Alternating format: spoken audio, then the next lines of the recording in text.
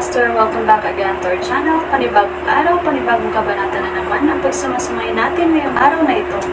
At kung bago ka sa ating channel, pag-click ang subscribe button and hit the notification bell para updated kayo sa ating mga susunod na videos. So mga Master, bago natin simulan ang ating kabanata ngayong araw na ito, huwag po sana natin skip yung ads mga Master, no, dahil malaking bagay na po yan sa ating munting channel. So simulan na natin kabanata ngayong araw na ito. Let's go! Kabanata 271 hanggang 270. Kabanata 271. Pumasok si Brian nang makaupo si Thea. With a bright smile, he said, "Dumating ka na, Ms. Thea." Pagkasabi niya nun, pinitik niya ang daliri niya.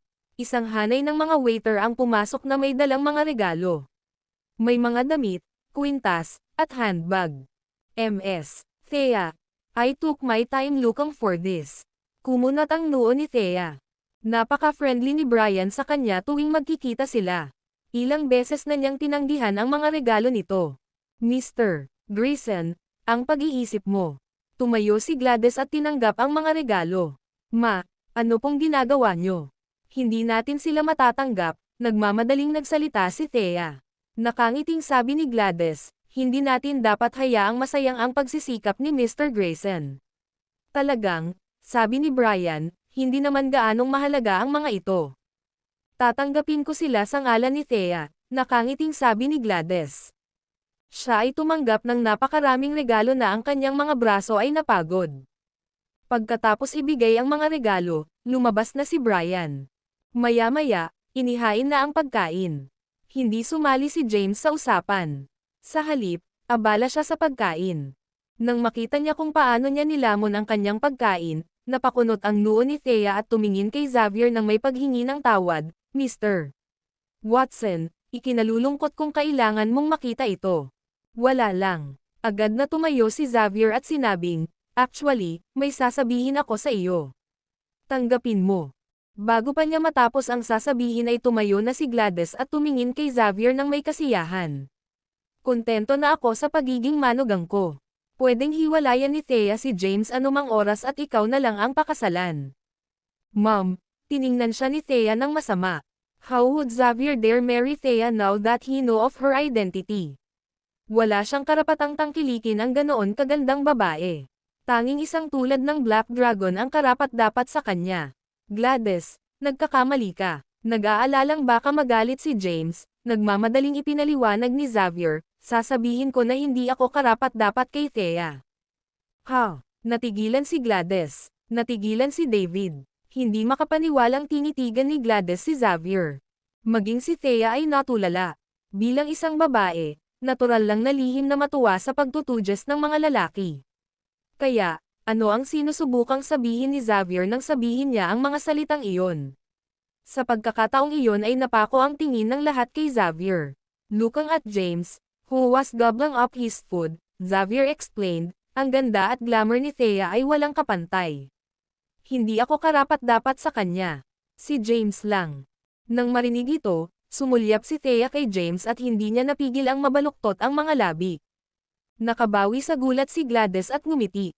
"Nagbibiro ka siguro Mr. Xavier. Isinasantabi ang iyong pamilya. Nabalitaan kong nakakuha ka ng bilyon-bilyong dolyar sa ibang bansa sa loob lamang ng ilang taon. Kung hindi ka karapat-dapat kay Thea, paano magiging karapat-dapat sa kanya ang walang kwentang basurang tulad ni James?" "Nagsasabi ako ng totoo. Hindi ako karapat-dapat, Ms. Thea. Sorry sa panghihimasok noon. Mangyaring huwagi sa puso." Napayuko ng malalim si Xavier. Ang kanyang mga aksyon ay naguguluhan sa mga kalahan. Samantala, sumulyap si Thea kay James. Nanatili siyang tahimik sa buong pag-uusap. Bulong ni Thea sa kanyang puso, "Puwid kaya nahanapin ng misteryosong Mr. Caden si Xavier matapos malaman na nagpadala siya ng mga regalo sa bahay ko? Naniniwala siya na iyon ang nangyari. Kung hindi, bakit magbabago ang isip ni Xavier at sisimulan pa niyang ipakita ang paggalang sa kanya sa loob lamang ng isang araw? He was showing her respect because of the mysterious Mr. Caden." Sa pag-iisip tungkol sa misteryosong si Mr. Caden, bumilis ang tibok ng kanyang puso. Kahit na crush niya ito, nanatili siyang tahimik matapos malaman na may asawa na siya. Lihim pa siyang nakipag-ayos kay Xavier at sinubukang makipag-match up sa kanya at kay James. Si James naman ay petty. Wala siyang tiwala sa kanya at sinundan pa siya. Sa pag-iisip tungkol dito, mas lalong nasaran ng loob si Thea. Ang video na ito ay edited by Urban Storytelling. Kabanata 272. Tumabi siya kay Thea at nakatalikod sa kanya. Nakasuot siya ng pantulog. Gayunpaman, ito ay isang slip na damit. Lubusang nakalabas ang kanyang makatarungang balat. Pansamantalang tanong ni James, "Honey, lihim mo bang iniisip na hindi ako karapat-dapat para sa iyo?"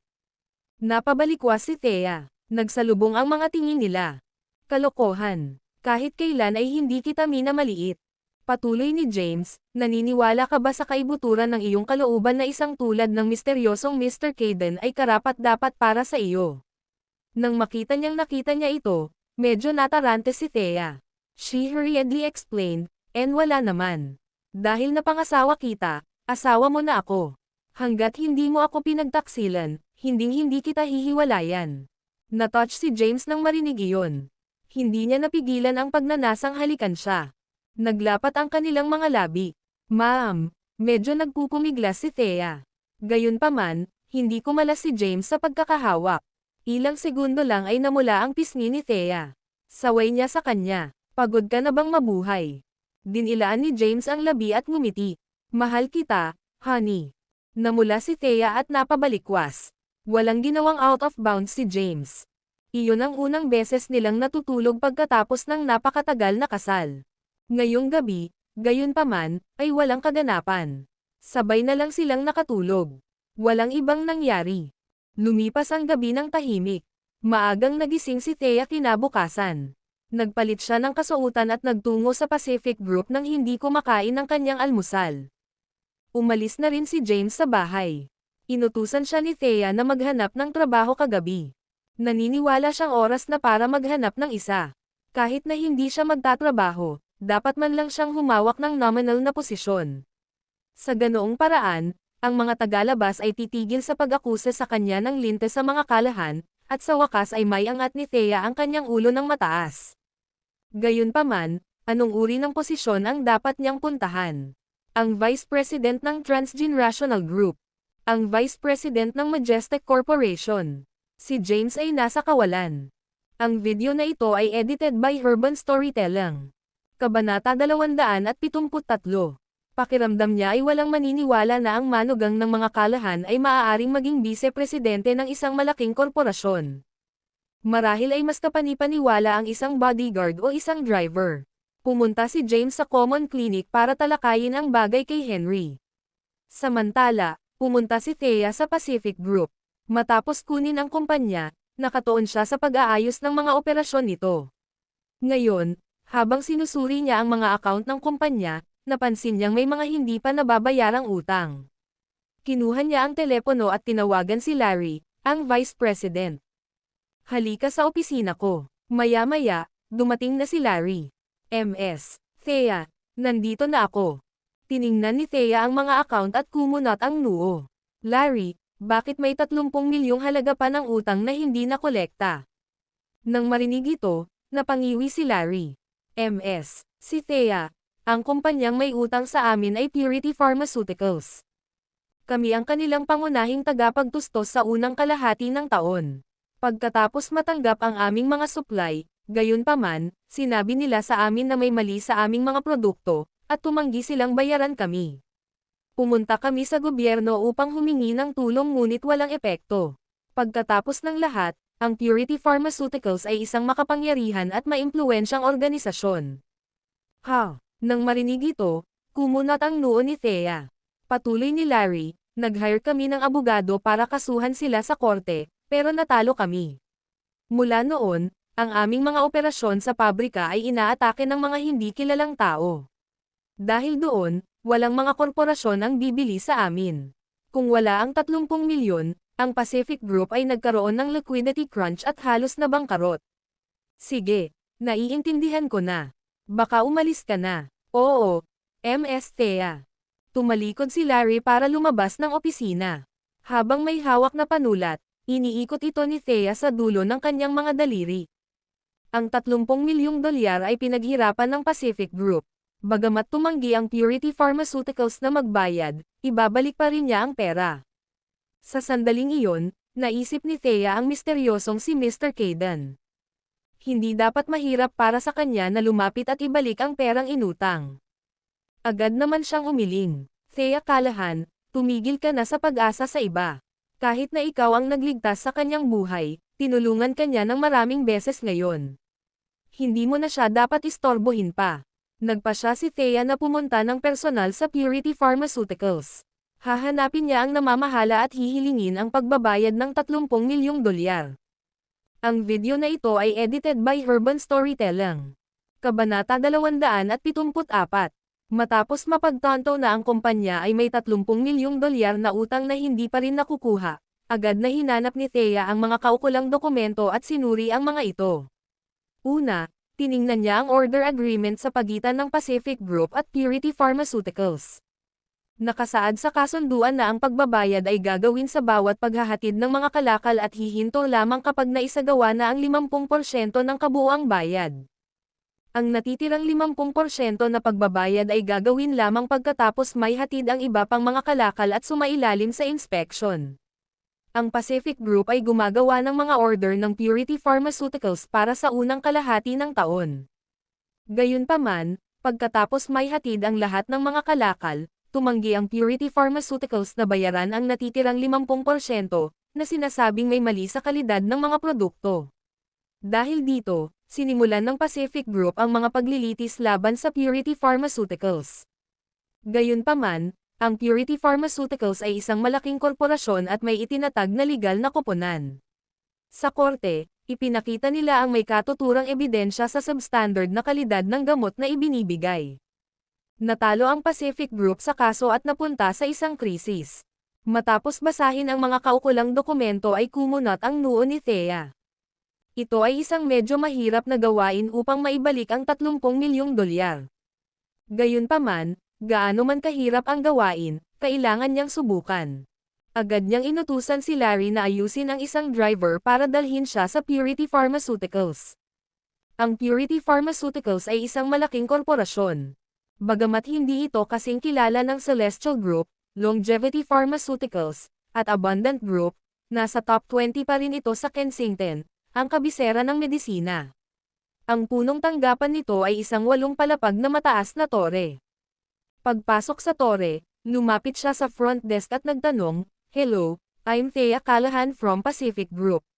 Gusto kong makita ang iyong taong namamahala sa mga bagay na may kinalaman sa negosyo." Napatingin ang receptionist kay Thea. Bilang isang nakatira sa Kensington, paanong hindi niya narinig ang pangalang Thea Callahan? Ang mga alingaw-ngaw ay nasa kalye, at sila ay makatas. "Thea Callahan, ikaw ang chairman ng Eternality Group. Bakit ka nandito sa ngalan ng Pacific Group? Wala ka bang magandang koneksyon sa mga bigwig ng Celestial Group, Longevity Pharmaceuticals, at iba pa? So, bakit ka pumunta dito? Wala kaming utos sa iyo." Bagamat binigyan ng Celestial Group at Longevity Pharmaceuticals si Thea ng pabor, kabaligtaran ay totoo para sa Purity Pharmaceuticals. Maging ang receptionist ay tumingin sa kanya. Naniniwala siyang maswerte lang si Thea na nailigtas niya ang isang Kayden 10 taon na ang nakararaan. Wala itong maipagmamalaki. Matieg ang sinabi ni Thea, "Maaari mo bang ipaalam sa kinauukulan ang pagdating ko? Marami tayong namamahala dito, kaya hindi ko alam kung sino ang tinutukoy mo. Ang department manager ba o ang general manager? Baka ang executive director? O baka ang chairman mismo?" Ang receptionist tumingin kay Thea ng walang interes. "Anong karapatan mo na makita ang aming namamahala sa tuwing gusto mo? Gusto kong makilala ang iyong executive director, Mr. Walter Kaffenberger. May appointment ka?" "Hindi." "Kung ganoon, pasensya na. Walang appointment, walang meeting, natatakot ako. Please umalis ka na." Bagamat mababa ang tingin ng receptionist kay Thea, alam niyang marami siyang kakilala. Sa makatuwid, hindi niya pinahirapan ang mga bagay ngunit sa halip ay pinalayas siya ng mabilis. Dahil sa pagkadismaya ay umalis si Thea. Pagkaalis niya, may pumasok. Ito ay isang 30 taong gulang na lalaki sa isang itim na suit na may makinis na buhok. Apat na maskuladong bodyguard na nakasuot at nakatali na nakasuot ng salaming pang-araw ay sumunod malapit sa likuran. Mr. Kaffenberger, agad na lumapit ang receptionist at magalang na sinabi, "Nandito lang si Thea Callahan, hinahanap ka." Sinabi niya na dumating siya sa ngalan ng Pacific Group. Pinalayas ko siya dahil sigurado akong dumating siya para sa insidente sa likod ng kaso sa korte. Oh, Thea Callahan mula sa Pacific Group. Napahinto si Walter sa kanyang kinatatayuan. Tinuro ng receptionist si Thea na nasa gate pa rin. Hindi pa siya lumalabas ng gate. Sige, nakuha ko. Bahagyang kumaway si Walter at naglakad papunta kay Thea. Ikaw ba si Thea Callahan? Nang marinig iyon, lumingon si Thea at napansin ang isang medyo gwapong 30 years old na lalaki na papalapit sa kanya. Tumango siya, "Oo, ako si Thea, at ikaw?" Inilahad ni Walter ang kamay niya. "Hello, Ms. Thea. Ako si Walter Kaffenberger, ang Executive Director ng Purity Pharmaceuticals." Ang video na ito ay edited by Urban Storytelling. Kabanata 275. Ikaw si Mr. Kaffenberger. Dahil sa tuwa ay agad na nakipagkamay si Thea. Gayunpaman, hinawakan ni Walter ang kanyang kamay at hindi kumalas sa pagkakahawak nito. Nagmamadaling binawi ni Thea ang kanyang kamay. Pinagmasdan siya ni Walter. Siya ay talagang isang kaakit-akit at eleganteng babae. Gaya ng inaasahan sa numero 1 kagandahan sa buong Kensington. Narinig niya na mayroon itong koneksyon sa maraming bigwigs. Gayunpaman, hindi siya natakot. "Ms. Thea, balita ko nandito ka sa ngalan ng Pacific Group." Tinitigan niya ito mula ulo hanggang paa na may nasisiyahang tingin. "Oo. Chairman na ako ngayon ng Pacific Group. Dahil nagkaroon ng ilang hindi pagkakaunawaan sa pagitan ng Pacific Group at ng iyong kumpanya, naniniwala ako na dapat tayong magkaroon ng pag-uusap upang maituwid ang mga bagay-bagay. Nakikita ko. Punta tayo sa opisina ko." Gumawa si Walter ng malugod na kilos. Hindi tinanggihan ni Thea ang kanyang alok. Sumunod siya sa likuran ni Walter at tinungo ang opisina ng Executive Director. Umupo si Thea sa isang sofa sa opisina. Samantala, si Walter ay nakaupo sa tapat niya, walang pakundangan na tinitingnan siya. Pinagmamasdan ang kanyang mga suso sa ilalim ng kanyang puting blouse na pumuputok para makalabas, napalunok siya. "Ms. Thea, anong punta mo ngayon?" May pilyong mukha si Walter. Nagsalita si Thea, "Mr. Kaffenberger, kami sa Pacific Group ay palaging mahigpit sa kalidad ng aming mga produkto. Dahil dito, walang mga pagkakamali sa nakalipas na mga dekada. Ngayon, gayunpaman, tumanggi ang iyong kumpanya na bayaran ang $30 milyong na huling pagbabayad sa pamamagitan ng pag-claim na ang aming mga produkto ay may depekto." Bahagyang kumaway si Walter at pinutol siya. "Nag-hire kami ng isang awtoritatibong katawan para magsagawa ng pagtasa, at maliwanag na may mali sa iyong mga medikal na supply. Kami ay napakamapagpatawad. Dahil medyo matagal na kaming magka-partner, pinili naming huwag nang ituloy ang mga bagay-bagay." Nandito si Thea para humingi ng bayad. Gayunpaman, hindi binanggit ni Walter ang tungkol dito at binigyang diin pa ang katotohanang pinili nilang huwag silang panagutin. Ang kanyang mga salita ay humadlang kay Thea na ituloy ang mga bagay. "Mr. Kaffenberger." Itinaas muli ni Walter ang kanyang kamay at pinutol siya. "Ms. Thea, nagbigay na ng huling hatol ang korte sa usaping ito. Kung nakita mong hindi kasiya siya ang resulta, huwag mag-atubiling mag-apela sa mas mataas na hukuman. Wala nang ganito ngayon. Pag-usapan natin ang pera. Ang daloy ng salapi ng Pacific Group ay nauubos kamakailan. Kung gayon, maaari kitang pautangin ng personal.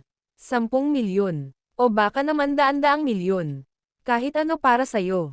Mr. Kaffenberger, wala na ba talagang paraan? Ano, hindi mo ba naiintindihan ang mga salita ko?"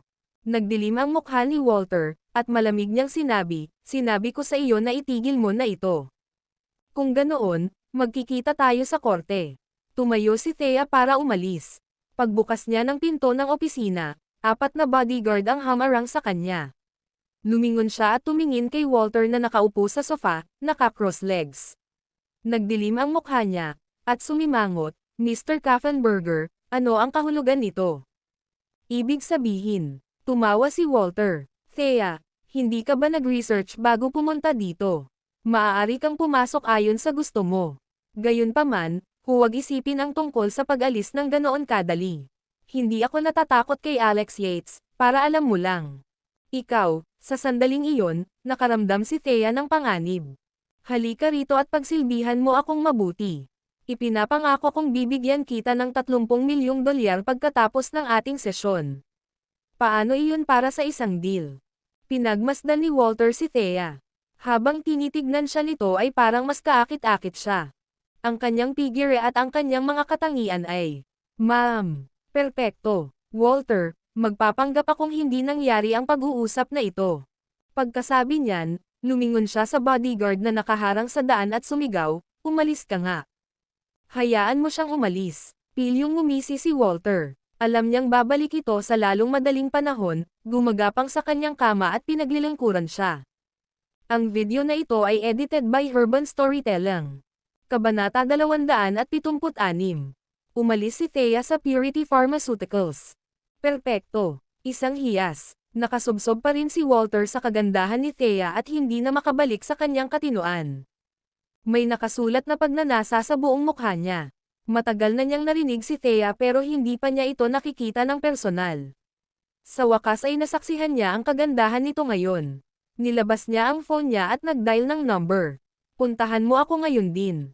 Hindi nagtagal, isang mahabang buhok na lalaki na nakasuot ng dilaw na t-shirt at may malaswang hitsura ay lumitaw na may matingkad ng ngiti. "Mr. Walter, may problema ba?" Papuntahin ang ilang lalaki para magdulot ng gulo sa Pacific Manufacturing Factory. "Huwag mag-overboard dito. Gawin mo lang ang sapat para hindi sila makapag-opera ng normal," bilin ni Walter. "Oo naman. Hindi iyon magiging problema. Thea, binalaan na kita. Babalik ka para magmakaawa sa akin sa lalong madaling panahon," ungol ni Walter na may mapaglarong ngiti. Bumalik si Thea sa Pacific Group, hindi siya nasisiyahan na hindi niya maibalik ang pera. Naghanda siya ng iba't ibang nauugnay na materyales at ilang ebidensya mula sa Purity Pharmaceuticals, na nawala sa kaso noon. Matapos ayusin ang lahat, nagsimula siyang makipag-ugnayan sa mga abogado. "MS. Si Thea." Gulat na nagpakita si Larry. "Anong meron? Bakit ka masuwayan at galit na galit? Saan napunta ang ugali mo?" Nakasimangot na sabi ni Thea. "MS Thea, may nanggugulo sa pabrika. Galing sila sa Purity Pharmaceuticals. Dumating ang mga taong ito para guluhin ang aming operasyon noong nakaraan, at narito na naman sila." Napakunot ang noo ni Thea matapos marinig ang balita. Nagbanta si Walter na kakailanganin niyang hanapin siya sa madaling panahon. Ito ang ibig niyang sabihin. "Tumawag ka ng pulis," sabi niya. "Walang silbi yan, MS Thea. Ang Purity Pharmaceutical ay may napakatibay na background. Mayroon silang mga tao sa underworld at legal na departamento. Isa sa kanilang mga pangunahing shareholder ay matataas na opisyal ng Kensington na may hawak na dakilang awtoridad. Sinubukan naming tumawag ng pulis noon, ngunit walang nagawa ang pulis matapos pumunta sa aming pabrika. Ang mga taong ito ay patuloy na nagdudulot ng gulo pagkaalis ng mga pulis. Wala bang batas sa lugar na ito?" Galit na hinampas ni Thea ang mesa. "MS. Thea, nakilala mo na ba si Walter ng Purity Pharmaceuticals? Ano ang sinabi mo sa kanya? Bakit siya muling naghihiganti sa Pacific Group?" tanong ni Larry. Nag-wave ng kamay si Thea. "Tama na. Balik ka muna sa trabaho. Ako na ang bahala dito." "Naiintindihan. MS Thea, kailangan mong ayusin ito sa lalong madaling panahon." Sa wakas ay ipinagpatuloy ng pabrika ang produksyon, at kung may mangyari muli, ang mga empleyado ay tiyak na madidismaya o magbibitiw pa nga. "Sige." Tumalikod si Larry at naglakad palayo. Si Thea ay nalilito pagkaalis niya. Walang kwenta ang tumawag ng pulis, at sa mga kakayahan niya ngayon, hindi niya kayang harapin ang mga bagay na iyon ng mag-isa. Isang tao lang ang maaasahan niya para malutas ang problema, ang misteryosong Mr. Caden. "Kailangan ko ba talagang humingi ng tulong sa kanya?" Umiling si Thea. Ayaw niyang abalahin ang misteryosong Mr. Caden. Kung tutusin ay ayaw na niyang magkaroon ng anumang bagay dito kay Mr. Caden. May asawa na siya at natatakot siyang ma-inlove sa misteryosong lalaking ito. Tumanggi siyang ipagkanulo si James. Tulala na nakaupo si Thea sa opisina. Sa hapon, muling binisita ni Larry ang kanyang opisina at iniulat na ang grupo ng mga nanggugulo ay lubhang nakagambala sa normal na operasyon ng pabrika. Walang magawa si Thea sa sitwasyon at pansamantalang maisara ang pabrika, na nagbibigay sa mga empleyado ng isang araw na walang pasok. Bumisita si James kay Henry para talakayin ang isang nominal na titulo sa trabaho. Walang kapaki-pakinabang na mungkahi si Henry tungkol sa mga ganoong bagay. Pinag-isipan ito ni James at nagpasya na italaga ang kanyang sarili ng papel sa transgenerational group para masiyahan si Thea. Gayunpaman, hindi rin siya nagmamadali. Bumalik siya pagkatapos na manatili sa lugar ni Henry ng buong umaga. Sa hapon, nanatili siya sa bahay. Kinagabihan ay nakauwi na rin si Thea. Mukha siyang depressed. Inayos ni James ang pagkain at nagtanong, "Honey, we can have dinner now." Mukhang medyo down ka. May nangyari ba? Wala namang nangyari. Kinawayan ni Thea ang kanyang mga kamay at pinawalang bisa ang tanong. Hindi sa ayaw niyang ibahagi ang kanyang mga problema, ngunit walang silbi na sabihin kay James ang tungkol sa mga bagay na ito dahil makakadagdag lamang ito sa kanyang mga problema. Ang video na ito ay edited by Urban Storytelling. Kabanata 277. Naramdaman ni Gladys na may kakaiba kay Thea. "Thea, anong problema? Bakit ka nakakasimangot?" Tanong niya dahil sa pag-aalala. "Okay lang ako, Mom." "Sige, nakasulat sa buong mukha mo." May nangyari sa kumpanya. May utang ang Purity Pharmaceuticals sa Pacific Group ng $30 milyong para sa ilang kalakal. Pumunta ako sa Purity Pharmaceuticals ngayon at walang magawang paliwanag ni Thea. Ikinwento ni Thea sa kanila ang buong kwento. "First, hindi ko inaasahan na ang Purity Pharmaceuticals ay magkakaroon ng ganoon kalakas na background sa parehong mga tao mula sa underworld at batas. Hindi ko lang naibalik ang pera, kundi nakuha ko pa kami sa problema. Humingi ka ng tulong kay Mr. Caden. Napaka-influential niya, kaya dapat madali para sa kanya na i-solve ang problema para sa iyo," Gladys said out of the blue. Pag-iisipan ko. Nagmamadaling kumain si Thea at bumalik sa kwarto para magpahinga. Siya ay pagod at hindi na nag-iisip tungkol sa mga problemang pansamantala. Samantala, lihim na inintindi ni James ang sitwasyon. Pagkatapos kumain, nilinis niya ang kalat, kinuha ang maruruming pinggan, at hinugasan. Mahigit kalahating oras bago niya natapos ang pag-aayos ng kusina. Pagkatapos, lumabas siya na may dalang garbage bag. "Nay, itatapon ko po ang basura." "Thea, itatapon ko ang basura." Ipinaalam sa kanila ni James, ngunit walang sumagot sa kanya. Sanay na siya at pasimpleng iniwan kasama ang basura.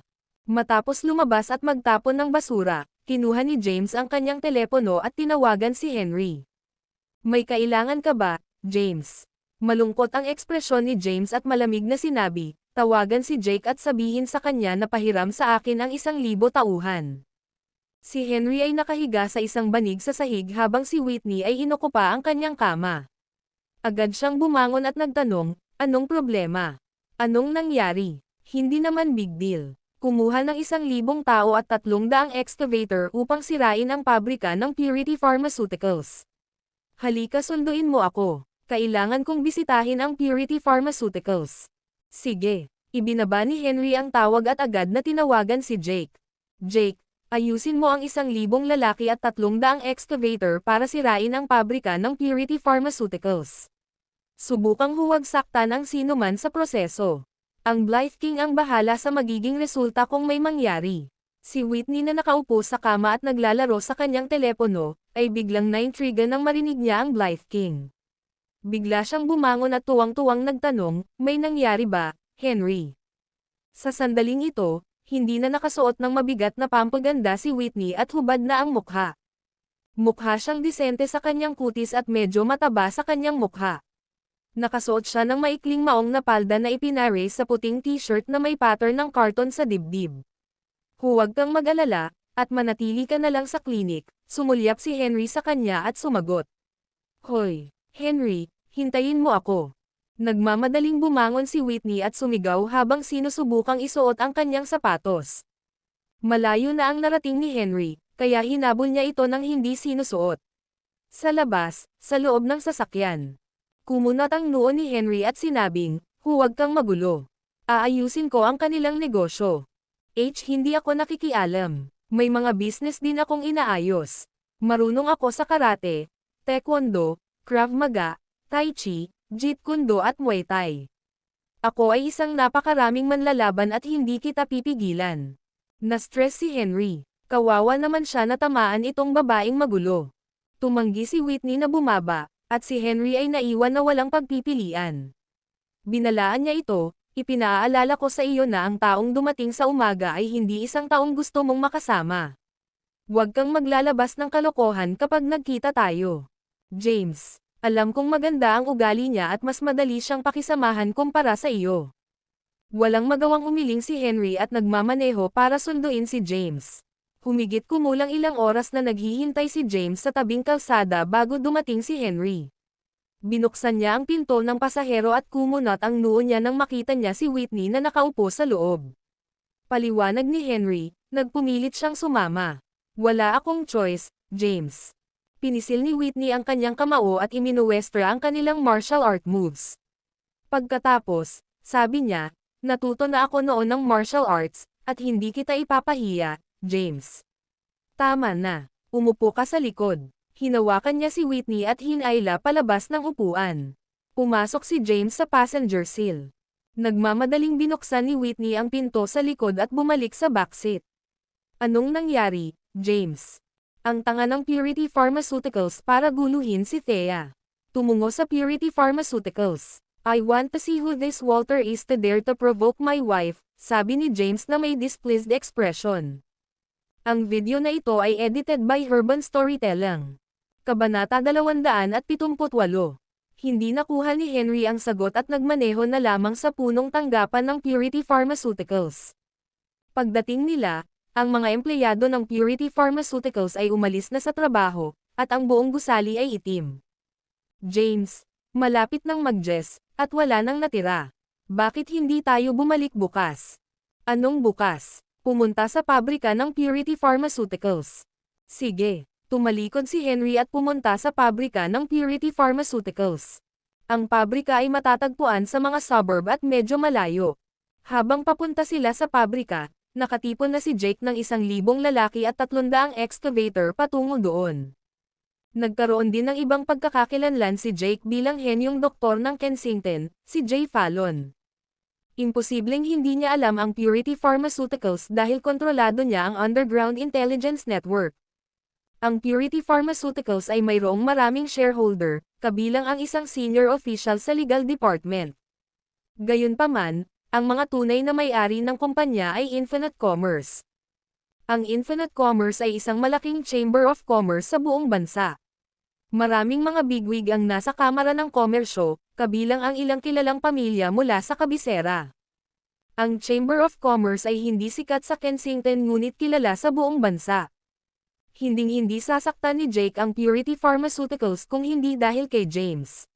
Dahil si James ang nag-request, siguradong tatabi sa kanya si Jake. Ito ang Black Dragon ng Southern Plains. Paano kung sila ay isang makapangyarihang kamara ng komersyo? Mayroon lamang isang kapalaran para sa mga nakasakit sa isang taong nakatayo sa pyramid ng pagkawasak ng kapangyarihan. Gayunpaman, hindi niya ito kayang harapin ng personal dahil sa kanyang kakaibang pagkakakilanlan. Hindi nagtagal, lumitaw ang 300 excavator at 1,000 tao sa labas ng pabrika ng Purity Pharmaceuticals. Ang pabrika ng The Pacific Group ay mas mababa sa napakalaking pabrika na ito na may 10,000 empleyado.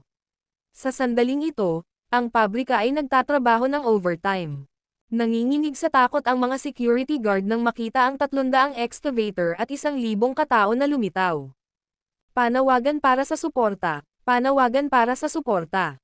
May problema tayo dito. Mga security guard, kailangan namin ng agarang suporta. Ang mga security guard ng factory ay naabisuhan sa isang iglap. Mabilis silang nagtipon sa gate. Ang 300 o higit pang mga security guard ay naging mahiyain, at walang nang-ahas na umalis sa pasukan ng pabrika nang makita nila ang 300 excavator at 1,000 katao sa labas.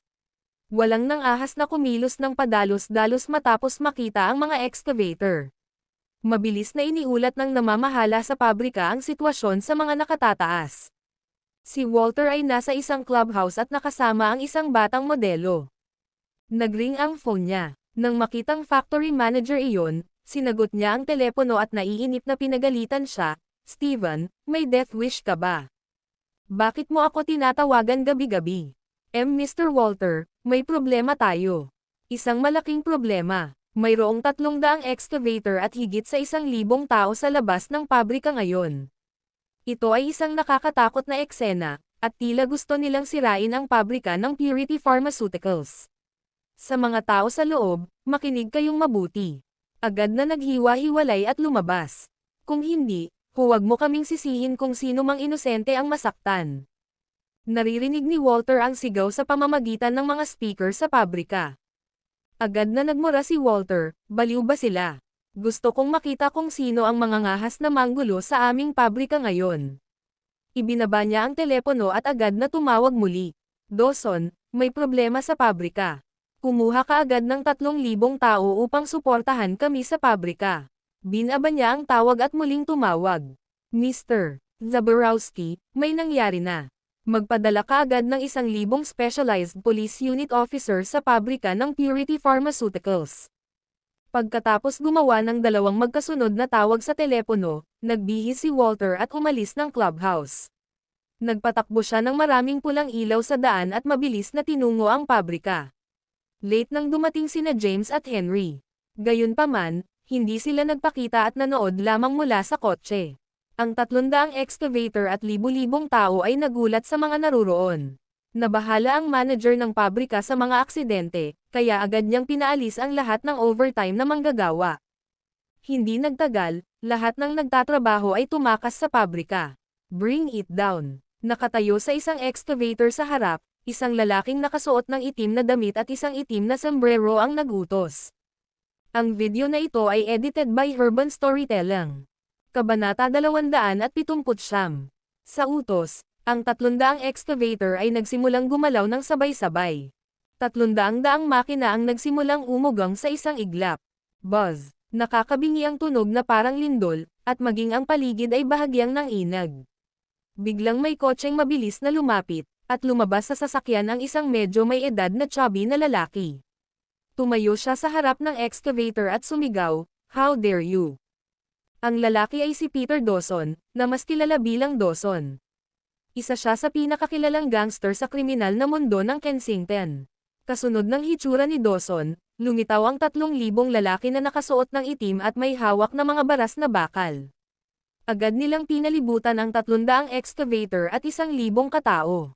Nang makitang dumating si Dawson kasama ang ilang lalaki, nagtanong si Henry, "Ano ang dapat nating gawin ngayon, James?" Kinawayan ni James ang kanyang kamay at sinabing, "Huwag kang mag-alala. Hintayin muna naming dumating si Walter. Ang lalaking iyon ay may death wish na maging interesado sa aking asawa at nagdulot ng gulo sa kanya sa pabrika." Gate ng pabrika. Sinulyapan ni Dawson ang lalaking nakasuot ng itim na nakatayo sa unang excavator at malamig na sinabing, "Eric, ano ang ibig sabihin nito? Hindi mo ba alam na mayroon akong share sa Purity Pharmaceuticals? I've never had a conflict with Jake in the past at hindi ko rin siya nasaktan kamakailan. Kaya, ano ang kahulugan nito?" Nakilala ni Dawson ang lalaking nakaitim. Ang taong ito ay si Eric Cadman, ang pinagkakatiwalaan ni Jake. Bumaba si Eric sa excavator at sinabing, "Dawson, kumikilos ako sa utos ng amo ko. Mas mabuting umalis ka na at hayaan mo akong sirain ang lugar na ito. Kung hindi, hindi matatapos ang usaping ito, at ikaw ang mananagot sa mga kahihinatnan ng pagpigil sa akin. Tinatakot mo ba ako? Wala pang nangahas na takutin ako dati." Ngumisi si Dawson. "So what if pinagbabantaan kita? Lumipat, guys. Ibaba mo ang lugar na ito. Sino ang naglakas loob na hawakan ito?" Umungol si Dawson. "Sino ang naglakas loob na lumipat?"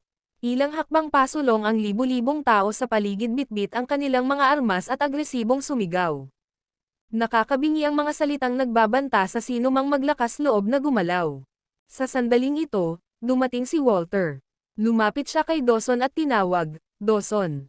Sa loob ng isang sasakyan na malayo sa pabrika.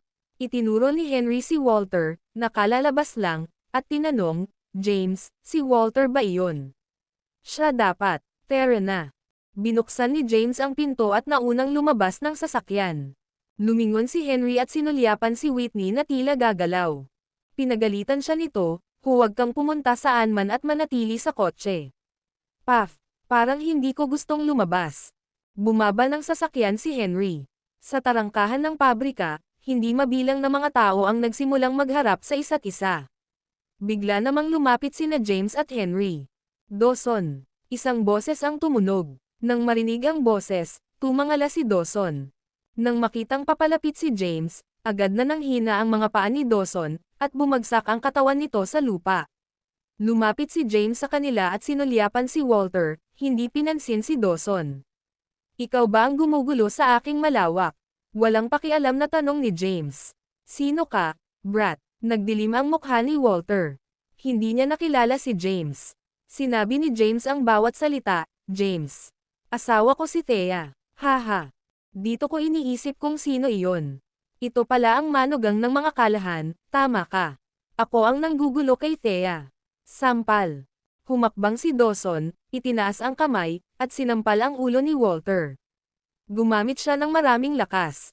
Nabugbog si Walter at hindi makareact sa nangyari saglit. Itinaas ni Dawson ang kanyang paa, sinipa si Walter sa lupa, at paulit-ulit siyang pinalo ng kanyang mga kamao at binti. Ang video na ito ay edited by Urban Storytelling. Kabanata 280. Nagulat si Walter. Naguguluhan siya kung bakit bigla siyang sasampalin ni Dawson. Humingi siya ng awa habang sinisipa at sinusuntok. Dawson, sorry. Pasensya na po. Nagkamali ako. Tigilan mo ako sa paghampas. I'm begging you, please stop hit me. Matapos bugbugin si Walter saglit, lumuhad si Dawson at nakiusap, James, pakitunguhan mo ako bilang isang tanga na nagkamali at patawarin mo ako sa pagkakataong ito. Natigilan si Walter nang makita si Dawson na nakaluhod sa lupa. Ang nakatayo sa harap nila ay ang manugang ng mga kalahan, asawa rin ni Thea si James. Bakit lumuhad si Dawson sa kanya? Tumayo si Walter na naguguluhan pa rin sa sitwasyon. Gayunpaman, ang kanyang tuhod ay nasugatan, at siya ay nahulog pabalik sa lupa sa sandaling siya ay tumayo. Sinulyapan ni James si Dawson, na nakaluhod sa lupa, at walang pakialam na sinabi, pipigilan mo ba akong sirain ang lugar na ito?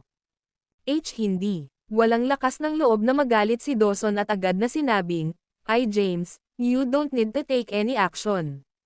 Kami na mismo ang gagawa. Pagkatapos, sumigaw siya, anong ginagawa niyo? Bilisan mo at ibaba mo ang pabrika. Ang 3,000 lalaki ay hindi nang ahas na sumuway. Ang mga lalaking ito ang huling pumunta sa sementeryo ng mga Kaidan. Sariwa pa sa kanilang isipan ang eksena ng 100,000 sundalong ipinadala.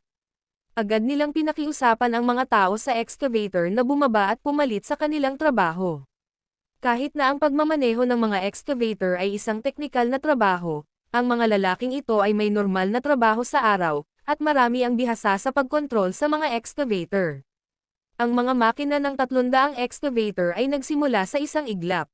Dumagundong. Naduraj ang tarangkahan ng pabrika. Boom! Agad na nawasak ang harapan ng pabrika, at kumalat ang alikabok sa buong hangin. Natigilan si Walter sa eksena. Si Dawson ay may mga bahagi sa pabrika ngunit personal na iniutos na tanggalin ito. Anong background ang kailangan nitong si James na nagpasindek kay Dawson? Unti-unting naglaho ang galit sa puso ni James habang pinagmamasdan ang pagbagsak ng pabrika. Habang sinusulyapan niya si Walter, na nakaupo sa lupa at hindi makatayo, sinabi ni James, dalhin ang atraso sa Pacific Group at humingi ng tawad sa aking asawa habang nakaluhod. Kung hindi, ito ay hindi lamang isang pabrika kundi ang buong punong tanggapan ng Purity Pharmaceuticals. Lumingon si James kay Eric at nagturo, balik muna ako. Pinangangasiwaan mo ang proseso at umalis kapag ang buong pabrika ay gumuho sa lupa. Naiintindihan. Magalang na tumanggo si Eric. Tara na, Henry. Sige. Tumanggo si Henry. Bumalik ulit ang dalawa sa sasakyan. Pinanood ni Whitney ang eksena mula sa kotse. Napaawang ang bibig niya sa gulat matapos makita ang nangyari sa entrance ng factory at ang pagbagsak ng factory. Hinatid ni Henry si James pauwi. Pagkaalis ni James, sa wakas ay nagtanong si Walter, D. Dawson, anong nangyari? Paano mo? F***. Muntik na akong mamatay dahil sa'yo. Gawin mo na lang ang utos ni James. Humingi ka ng tawad bukas, at huwag mong sabihin sa sino man ang nangyari ngayon. Ipahayag sa publiko na ang pabrika ay masyadong luma, kaya kailangan itong ibagsak at muling itayo. Sinipan ni Dawson si Walter at pinagalitan. Nagulat si Walter. Paano nagkakaroon ng malaking impluwensya ang isang live-in na manugang? Gayunpaman, hindi nang ahas si Dawson na magtanong pa at itinago ito sa kanyang sarili. Halos hating gabi na nang makauwi si James. Tulog na ang buong pamilya. Nilabas niya ang phone niya at tinawagan si Thea dahil wala siyang susi. Si Thea ay parehong pagod sa pisikal at mental. Nakatulog siya habang nakahiga sa kama. Kinuha niya ang kanyang telepono nang tumunog ito at nalungkot siya nang makitang asawa niya ang tumatawag. Sinagot niya ang telepono at pinagalitan, "Nakakahiya ka, James. Tingnan mo ang oras ngayon. Darling, na-delay ako kasi may gagawin ako. Halika pagbuksan mo ako ng pinto. Pangako hindi na ako uuwi ng late." Dir-diretsong ibinaba ni Thea ang telepono. Maya-maya, bumukas ang pinto. Nakatayo si Thea sa pintuan na nakasuot ng isang set ng manipis na pajama, at ang kanyang magandang mukha ay puno ng galit. Pinagalitan siya nito, "Tingnan mo ang oras ngayon. Darling, kailangan ko talagang ayusin ang ilang bagay. Mas mabuting wala na sa susunod." Ngumuso si Thea, tumalikod, at umalis. Sinundan siya ni James sa kwarto at isinara ang pinto. Agad siyang pumunta para maligo. Nakatulog na si Thea nang matapos siyang maghilamos. Gayunpaman, may natitira pang espasyo sa kama para sa kanya. Nakaramdam ng init ang puso ni James, at umakyat siya sa kama. Lumipas ang gabi ng tahimik. Maagang bumangon si Thea at tumungo sa Pacific Group. Ang video na ito ay edited by Urban Storytelling. Kabanata 281. Ang Pacific Manufacturing Factory ay nasa pahinga. Nag-aalala si Larry. Sa wakas ay nakakuha sila ng mga order at nagsimulang magtrabaho muli, ngunit hindi nagtagal ay naharap sila sa problema. Thea, paano mo nasaktan si Walter ng Purity Pharmaceuticals? Paano kung pumunta ka at humingi ng tawad sa kanya? Tayo ang Luji kung magpapatuloy ito. Nagalit si Thea. Humingi ng tawad. Wala akong ginawang mali, kaya bakit ako hihingi ng tawad? Isip ni Thea. Sige, bumalik ka muna sa trabaho. Okay. Umalis si Larry. Umupo si Thea sa kanyang upuan sa opisina at ibinaba ang kanyang ulo sa sobrang hina. Wala siyang magawa sa sitwasyong ito. Nagkaproblema ang kumpanya, ngunit wala siyang magagawa para ibalik ang sitwasyon. Nagpasya siyang humingi ng tulong sa misteryosong Mr. Caden. Hihingi ako ng tulong sa kanya minsan lang. Hindi ko na siya hahanapin pa after this one time, naisip ni Thea sa sarili. May kumatok sa pinto nang makapagdesisyon na siya at aalis na sana. Umupo ulit siya at sinabing, "Pasok." Itinulak ni Larry ang pinto at galit na sinabi, "MMS, nandito si Thea, Walter mula sa Purity Pharmaceuticals para makita ka." Ha? Gulat na bulalas ni Thea. Biglang pumasok ang ilang matipunong bodyguard na may dalang stretcher. May isang lalaking nakatikip ng benda na nakahiga sa stretcher. Ang lalaking ito ay si Walter. Nasa ganoong kalagayan siya matapos bugbugin ni Dawson. Sumasakit ang puso ni Dawson matapos masira kagabi ang pabrika ng Purity Pharmaceuticals. Galit na galit siya na ang napakalaking pabrika na puno ng maraming kagamitan ay madaling nawasak. Nawala niya ang higit sa $1 bilyong at inilabas ang kanyang galit kay Walter. Natigilan si Thea nang makita ang itsura ni Walter. Thea. Thea, nandito ako para humingi ng tawad." Nabugbog ang buong mukha ni Walter, at natanggal pa ang ilang ngipin. Kaya naman, hindi malinaw ang pagsasalita niya sa pagtagas ng hangin sa kanyang mga ngipin. Naglabas siya ng tseke. Ito ang 30 milyon na atraso, kasama ang interes na 300 milyon sa kabuuan. Pakiusap, tanggapin mo ito at patawarin mo ako, hindi na ako mangangahas na gawin muli ang parehong pagkakamali. Patawarin mo ako. Napatulala si Thea at nanlamig sa kinatatayuan matapos marinig ang kanyang paghingi ng tawad. Ilang segundo rin bago siya nag-react. Mr. Kaffenberger, anong problema mo? Thea, patawarin mo ako, pakiusap muli ni Walter. Siya rin ay walang kamalay-malay sa mga nangyayari. Naguguluhan pa rin siya hanggang ngayon. Paano magkakaroon ng napakaraming impluwensya ang isang manugang na lalaki? Sinira niya ang isang napakalaking pabrika ng walang kahirap-hirap dahil lang sa gusto niya. Sa huli, dumating ang mga pulis ngunit binyantaan ng ilang salita mula kay Dawson. Gulat na ekspresyon ang suot ni Thea. Ano bang nangyayari ngayon? Napakamayabang niya kahapon at nagpadala pa ng mga tao para manggulo sa pabrika. Ngayon, personal siyang nagpakita ng mga bendahe sa kanyang buong katawan upang bayaran ang 30 milyong dolyar na atraso at nagbigay pa ng karagdagang higit sa 200 milyon na interes. Paano ko naibalik ang perang ito ng ganoon kadali? Naalala ni Thea ang sarili at sinabing, kailangan ko lang ibalik ang $30 million. Maaari mong bawiin ang natitira. Natarante si Walter nang marinig ang kanyang mga salita at nagmamadaling sinabi, Ms. Thea, dapat tanggapin mo ang interes. Patay ako kung hindi mo tatanggapin, nagbanta si Dawson na itatapon siya sa ilog para aipakin sa isda kung patatawarin siya ni Thea. Napakunot ang noo ni Thea habang iniisip ang isang tao baka naman tinulungan na naman ako ng misteryosong Mr. Caden na iyon. Paano niya nalaman ang problema ng Pacific Group? Hindi niya maiwasang magtanong, kay kasali ba si Mr. Caden? Oo. Teka, hindi. Tumanggaw si Walter sa kanyang ulo, pagkatapos ay umiling ito. Binalaan siya ni Dawson na huwag sabihin kahit kanino ang tungkol dito. Kung hindi, ililibing siyang buhay. Ms. Thea, mangyaring tanggapin ang pera at ituring ito bilang kabayaran para sa pagkalugi ng grupong Pacific. Sige. Napaisip si Thea at sa huli ay tinanggap din ito. Hindi kapos sa pera ang Purity Pharmaceuticals, at kailangan niya ito ng husto. Dahil personal itong ipinadala ni Walter sa kanya, magugulo siya kung hindi niya ito tatanggapin. Tinanggap niya ang tseke para sa 300 milyon. Ang maliit na tseke ay tumitimbang ng 1,000 libra sa kanyang kamay. May utang na loob na naman ako sa iyo, Mr. Caden, napabuntong hininga si Thea sa kanyang puso. Ang video na ito ay edited by Urban Storytelling. Kabanata 282. Nakahinga ng maluwag si Walter matapos tanggapin ni Thea ang pera. Bubugbugin na sana siya ni Dawson sa pagbalik niya kung hindi ito tinanggap ni Thea. Ms. Thea, salamat sa pagpapatawad mo. Aalis na ako ngayon. Ayaw nang manatili pa ni Walter. Gulat na sinulyapan ni Larry si Walter habang ang huli ay natangay ng mga bodyguard. Sa wakas ay bumalik siya sa kanyang katinoan pagkaalis ni Walter.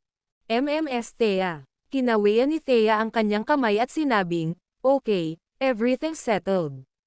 Umalis ka muna. Ilalagay ko ang pera sa account ng kumpanya at gagamitin ko ito bilang aming expansion fund. Sige. Umalis si Larry na nalilito. Anong nangyayari? Nagpadala si Walter ng mga tao para manggulo kahapon at humingi ng tawad sa 300 milyong dolyar ngayon. Kailan naging walang halaga ang pera sa kanya?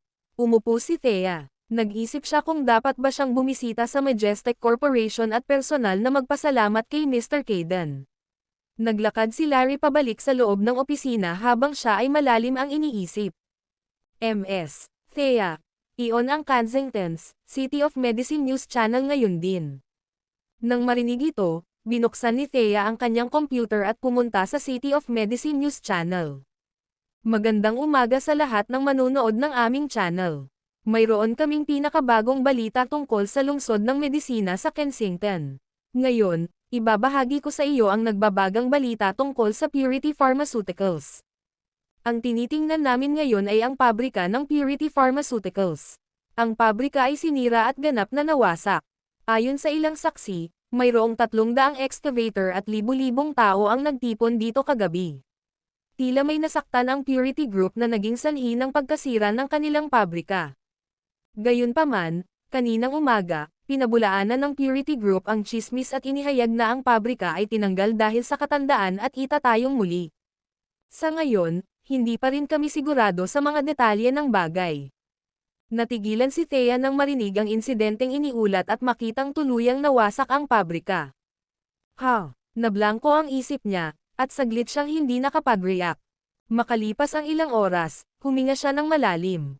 Di ba't sobrang kaguluhan ito sa maliit na problema? Nagkaroon lang kami ng maliit na salungatan, at hindi na kailangang ganap na sirain ang pabrika ng Purity Pharmaceuticals sa lupa. Nadama ni Thea na ang misteryosong Mr. Caden ay lumampas sa isang maliit na bagay. Hindi katakataka na si Walter ay nasugatan at kumilos ng labis na takot. Marami na pala ang nangyari kagabi. Anong nangyayari, Ms. Thea? Sino ang tumutulong sa Pacific Group? Hindi tanga si Larry at masasabi niyang hindi ito simpleng bagay ng muling pagtatayo ng isang lumang pabrika.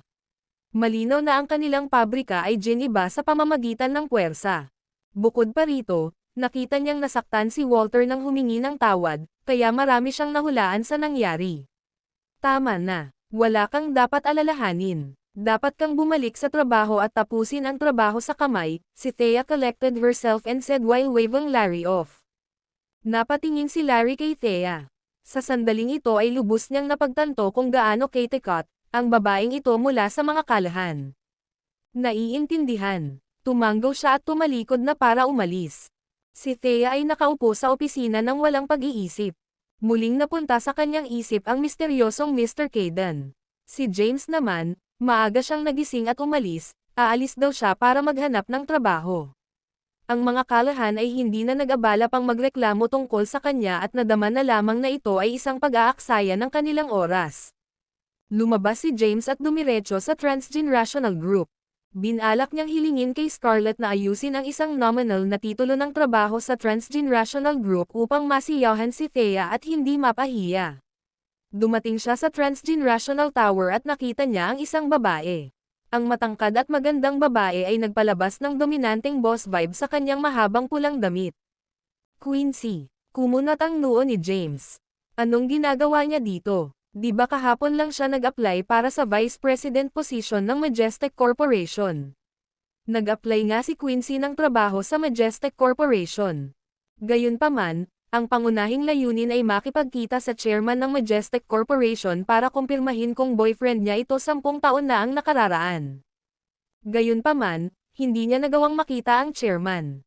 Ngayon ang unang araw niya sa trabaho, at ang una niyang ginawa ay makita ang chairman. Ang video na ito ay edited by Urban Storytelling. Kabanata 283. Sa kasamaang palad, hindi pa rin niya nakikita ang chairman. Dahil hindi niya ito nakikita, ayaw na niyang manatili sa Majestic Corporation. Kahit na ang Majestic Corporation ay isang malaking korporasyon at napakataas ng ranggo sa Kensington, ito ay mas mababa kumpara sa Transgenerational Group. Ang Transgenerational Group ay may magandang kinabukasan at pag-unlad. Hindi siya mananatili sa Majestic Corporation para lang sa ilang personal na gawain. 10 taon na siyang naghintay at wala na siyang pakialam kung magtatagal pa dahil ilang oras na lang sila magkikita. Naglapitan ang dalawa nang makita ang kabilang partido. Naaliw si Quincy nang makita si James na nakasuot ng casual na damit, at nag-cross arms siya. Nagkataon lang James, nakikita kita halos kahit saan. Hindi mo ba alam kung saan ka nakatayo ngayon? Anong ginagawa mo dito? Hindi ka ba nag-apply sa Majestic Corporation? Bakit ka nandito ngayon? Nakangiting sabi ni James, ang pagpunta sa Majestic Corporation ay sayang ang talent ko. After thinking about it, I think I'll have a better career at the Transgenerational Group in the future, mayabang at mayabang na sabi ni Quincy. Kumunat ang noo ni James at sinabing, napakatitiwala mo sa pagkuha ng trabaho, di ba? Oo naman. Hindi nagpakumbaba si Quincy at simpleng sumagot, nakuha ko ang trabaho bilang Vice President sa Majestic Corporation na may buwanang sweldo na $3 milyong. At least, magiging department ako. Manager sa Transgenerational Group. Kumpiyansa ako na magiging Vice-Presidente ako sa loob ng 3 taon.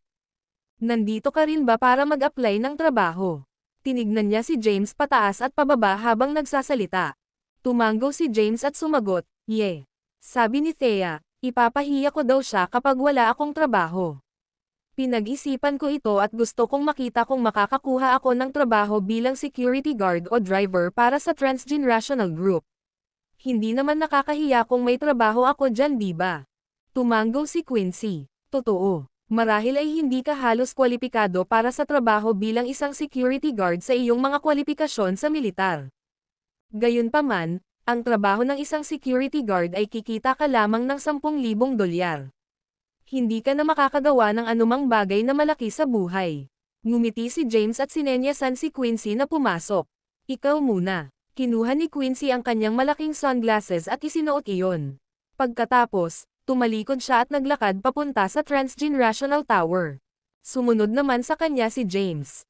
Diretso siyang sumakay sa elevator at tinungo ang pinakataas na palapag. Ang pinakamataas na palapag ay ang opisina ng chairman. Ito ay isang marangya at marangyang opisina na higit sa 1,000 metro kwadrado. Umupo si James sa komportableng upuan at sinulyapan si Scarlett na nakatayo sa harapan niya.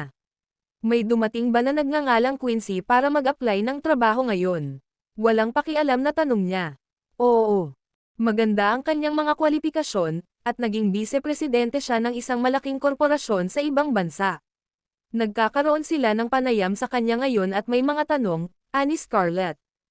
Ilagay ang live na panayam para sa akin ngayon. Okay. Agad namang naghanda si Scarlett. Hindi nagtagal, lumiwanag ang isang gilid ng dingding ng opisina, na nagpapakita ng live na footage ng interview ni Quincy sa aplikasyon para sa trabaho. Ang mga tagapanayam ay mga talento na na-scout ni Scarlett mula sa ibang bansa. Sila ay mga propesyonal, at ang mga itinanong ay lubhang nakakalito. Gayunpaman, maraming karanasan si Quincy at mahinahong sinagot ang mga tanong. Sinuri niya ang mga ito ng kritikal at nagkaroon ng kakaibang pag-unawa sa bawat problema. Ang mga tagapanayam ay nagsusuot ng nasisiyahang ekspresyon sa kanilang mga mukha. Pinanood ni James ang buong proseso ng pakikipanayam. Bagamat hindi niya naiintindihan ang negosyo, masasabi niyang hindi masama si Quincy. Ang kanyang mga sagot ay napakaayos at nakaayos. Scarlett, may kandidato ba para sa vice-presidente ng kumpanya? Mabilis kaming nag-recruit ng mga tao at halos napuno na ang karamihan sa mga departamento. Gayunpaman, palaging bakante ang posisyon ng vice-presidente. Bagaman maraming mga aplikante ang may mga taon ng karanasan, ang posisyon ay napakahalaga. Sinasala ng HR ang mga kandidato pero wala pang nahanap na angkop, sagot ni Scarlett. Si Scarlett ay isang grave robber at hindi isang taong bihasa sa negosyo. Sa kabutihang palad, mayroon siyang pera na magagamit. Pinaikot ng pera ang mundo. Sa panahong ito, nag-scout siya at nag-recruit ng hindi mabilang na mga elite sa negosyo mula sa malalaking dayuhang kumpanya na nagpatatag sa korporasyon. Ano ang tingin mo sa kanya? Tinuro ni James si Quincy sa screen at nagtanong. Hindi maintindihan ni Scarlett ang ibig sabihin ni James. Talagang charismatic si Quincy sa hitsura.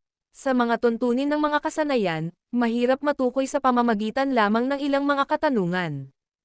She's not bad, pansamantalang sagot ni Scarlett. Tinapik ni James ang mesa gamit ang kanyang mga daliri, nag-isip sandali, at sinabing, hayaan siyang subukan ang posisyon ng Vice President sa loob ng ilang buwan at tingnan kung ito ay gagana.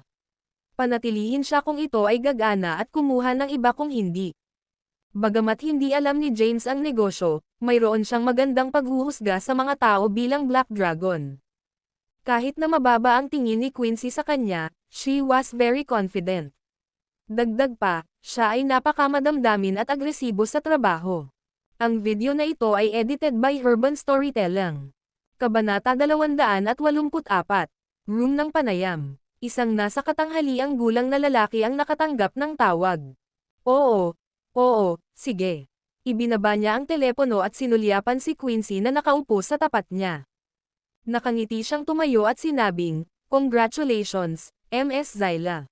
Ang chairman ay nasiyahan sa iyo. Bibigyan ka namin ng 3 buwang panahon ng pagsubok para sa tungkulin ng vice-presidente. Sana maganda ang performance mo at huwag mong bigon ang expectation sa iyo ng chairman." Ha? Nagulat si Quincy. Tinukoy niya na nag-a-apply lang siya bilang department manager sa kanyang resume. Bakit bigla na lang silang nag-aalok sa kanya ng posisyon bilang vice president ngayon? Ang vice-presidente ng Transgenerational Group ay hindi maihahambing sa Majestic Corporation. Ang kabuoang mga ari-arian ng Majestic Corporation ay mga 10-10 bilyon. Sa paghahambing, ang Transgenerational Group ay may mga asset na nagkakahalaga ng trilyon. Hindi ito ang kanilang market value kundi ang tunay na mga ari-arian na kanilang tinataglay. Bagamat pareho ang posisyon nito, iba ang halaga nito. Opisina ng chairman. Pagkatapos resolbahin ang aplikasyon ni Quincy, sumulyap si James kay Scarlett at sinabing, "Pansamantala naming nalutas ang posisyon ng vice-presidente, Kaya ngayon maaari mo ba akong tulungang mag-ayos ng trabaho? Kailangan ko ng nominal na titulo ng trabaho sa Transgenerational Group. Ano? Nagulat si Scarlett. Nominal na titulo sa trabaho. Gusto ng may-ari ng Transgenerational Group ng Kensington ng isang nominal na titulo ng trabaho sa kanyang sariling kumpanya. Ano ang sinusubukan mong gawin, James? Naalala ni Scarlett ang sarili at nagtanong. Pinag-isipan ito ni James saglit at sinabing, mas maganda kung ito ay isang posisyon na parang napakahusay at maimpluwensyang. Isa na maaaring takutin ang mga nasa labas ng propesyon ngunit hindi ang mga tagaloob. Higit sa lahat, hindi ito dapat isang trabaho kung saan kailangan kong pumunta sa kumpanya araw-araw. Hindi ako ganoon kalibre. Ito, nawala sa isip niya si Scarlett. Mayroon bang ganoong trabaho? Pagkatapos, may pumasok sa isip niya, at sinabi niya, alam ko. James, paano ang isang account executive? Ano ang pananagutan nito? Tanong ni James. Ito ang uri kung saan kailangan mong makipag-ayos sa labas kasama ang mga kliyente. Hindi mo kailangang pumunta araw-araw para mag-ulat sa kumpanya. Isa rin itong executive position, na medyo mataas na posisyon kung sasabihin mo sa iba. Gayunpaman, alam ng mga nasa field na isa kang ordinaryong salesperson. Ang bawat salesperson ng kumpanya ay mag-aangkin na isang account executive kapag nakikipagnegosasyon sa negosyo sa labas upang maging mas mataas ang posisyon. Kung gayon ay isang account executive ito. Tumawa si James. Ito ay hindi masyadong sira. Ang isang account executive sa Transgenerational Group ay isang kahanga-hangang posisyon. Ang posisyon ay sapat na upang takutin ang maraming tao. James, dadaan ako kaagad sa mga pamamaraan sa onboarding at ipapasa ko sa iyo ang isang name tag. Anong ibig mong sabihin dyan? Medyo natarante si James. Paliwanag ni Scarlett, ganito si James. Ang Transgenerational Group ay gagawing isang world-class na organisasyon. Kaya, ang tag ng pagkakakilanlan ay isang representasyon ng pagiging nagtatrabaho sa ilalim ng Transgenerational Group. Ito ay katulad ng card ng pagkakakilanlan ng isang tao. Ito ay natatangi at naka-encrypt ng pinakabagong electronic encryption system. Ito ay isang bagay na hindi maaaring kopyahin o pekeng. O sige na. Napagtanto ni James na maraming nagawa si Scarlett sa panahong ito. Napakataas ng tunog ng tag ng pagkakakilanlan. Umalis si Scarlett. Di nagtagal, natapos ang mga pamamaraan sa onboarding ni James, at nakuha niya ang kanyang tag ng pagkakakilanlan. Ang identity tag ay kapareho ng laki ng isang identity card, at ang format ay medyo katulad ng isang business card na may pangalan at posisyon ng empleyado na ibinigay ito ni Scarlett at sinabing, James, ito ang iyong identity tag. Kinuha ito ni James at pinagmasdan. Mabigat ang harap ng pagkakakilanlan ay may mga salitang Transgenerational Group at may espesyal na logo dito. Ang logo ay napakasimple. Ito ay isang illusory figure na tumatawid sa buwan. Ang logo na ito na kumakatawan sa Transgenerational Group ay tila maingat na idinisenyo. Ang pangalan at posisyon ng empleyado ay nasa kabilang panig. Pangalan, James Caden. Posisyon, Account Executive. Medyo maganda, puri ni James na may nasisiyahang ekspresyon. James. Nag-alinlangan si Scarlett. Oo, bakit ka nag-aalanggen? Sabihin mo lang kung may sasabihin ka. Tumingin sa kanya si James at nagtanong. Naglabas si Scarlett ng ilan pang identity tag at ibinigay kay James. Inihanda ko ito para sa iyo. Maaari mong makita kung alin ang nababagay sa iyo. Maaari mong hawakan ito kung sakaling kailanganin mo ito sa hinaharap. Naunawaan ni Scarlett na si James ay nanatiling mababang profile at ayaw niyang ibunyag ang kanyang pagkakakilanlan. Gayunpaman, sila ay nasa isang henerasyon kung saan mahalaga ang mga kakayahan ng isang tao. Ang video na ito ay edited by Urban Storytelling. Kabanata 285. Hindi mahalaga kung saan ang isa ay mababa ang tingin sa may mga kakayahan. Sa makatuwid, naghanda si Scarlett ng maraming mga tag ng pagkakakilanlan para kay James. Casual na kinuha ni James ang ilan at tiningnan sila. Pangalan, James. Posisyon, Chairman ng Transgenerational Group. Pangalan, James. Posisyon, Pinuno ng Kagawaran ng Seguridad. Pangalan, James. Posisyon, General Manager ng Transgenerational Group. Nakakatawa si James pagkatapos makita ang lahat ng mga tag ng pagkakakilanlan. Anong silbi ng lahat ng ito, Scarlett? Inaasahan mo bang gagamitin ko ang lahat ng ito para magpakitabang? James, ako, ayos lang. Alam kong maganda ang intensyon mo. Ang tag ng pagkakakilanlan ng executive ng account na ito ay sapat na. Maaari mong ilagay ang natitira. Sige. Tumanggo si Scarlett at inalis ang identity tag. Hindi nagtagal si James sa Transgenerational Group at nagpas siyang umalis kaagad. Sa labas ng Transgenerational Tower. Nakatayo siya sa labas at hindi maiwasang mamangha sa hindi mabilang na mga profesional na tao na nakasuot ng maayos na pagpasok at paglabas ng gusali. Hindi niya akalain na balang araw ay tatahakin niya ang kalsada ng negosyo. Hinawakan niya ang kanyang ilong at bamulong, life sure is unpredictable. Ano ba kasing sentimental mo?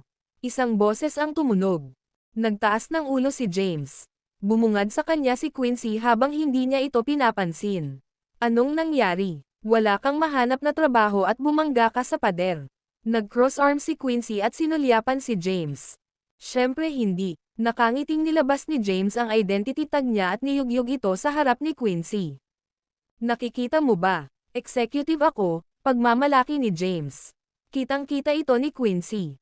Account executive. Alam niya na karamihan sa mga salesperson sa malalaking organisasyon ay nakasulat ang kanilang mga posisyon bilang mga account executive sa mga business card. Kaya, ito ay pareho para sa Transgenerational Group. Kahit simpleng salesman position lang, medyo nagulat pa rin si Quincy.